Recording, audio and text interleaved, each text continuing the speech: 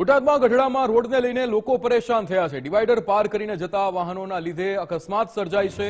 Divider ઊંચા બનાવવા લોકોની માંગ ઉઠી છે। બિસ્માર રોડને રિપેર કરી લેવલ મુજબ કરવા લોકો માંગ કરી રહ્યા છે। રસ્તા રિપેરિંગના નામે થીંગડા મારી સંતોષ માની રહ્યું છે તંત્ર।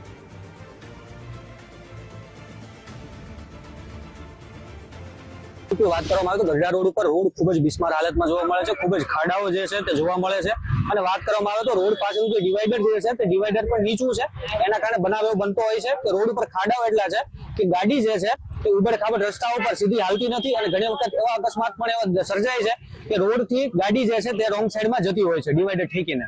બિલકુલ વાત કરવામાં આવે તો જે સર્કલ ફરવું ન પડે એનો લાભ વાહન ચાલકો લેતા જોવા મળે છે, કારણ કે ડિવાઈડર એટલું નીચું છે કે વાહન ચાલક જે છે આરામથી ગાડી ઠેકાડીને રોંગ સાઈડમાં જઈ શકે છે, પરંતુ એવું કરવાથી સામેવાળી ગાડીઓને સ્પીડથી તેને ખબર હોતી નથી કે સામેવાળો વાહન ચાલક જે છે તે ડિવાઈડર ઠેકીને એની બાઇક જે છે પસાર કરી રહ્યો છે, તો ક્યાંક ને ક્યાંક મોટા અકસ્માતો પણ સર્જાઈ શકે તેવી હાલત અહીંની રોડની છે। આપણે આ ગઢડા રોડ છે જ્યાં રોજે હજારો ગાડીઓ નીકળે છે, પણ તકલીફ એ છે કે અમારે જ્યાં ડિવાઈડર ઊંચા હોવા પડે એટલા નથી। રોડ અને ડિવાઈડર બે ભેગું થઈ ગયું છે, આપ જોઈ શકો છો।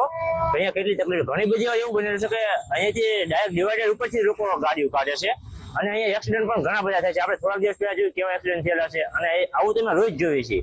2-3 દિવસમાં એક વ્યક્તિ અહીંયા પડે જ છે। સરકારને અમારી એટલી જ વિનંતી છે કે આ ડિવાઈડર જે છે એને થોડું ઊંચા લઈ લો અને એક રોડનું કામ કરાવી આપો।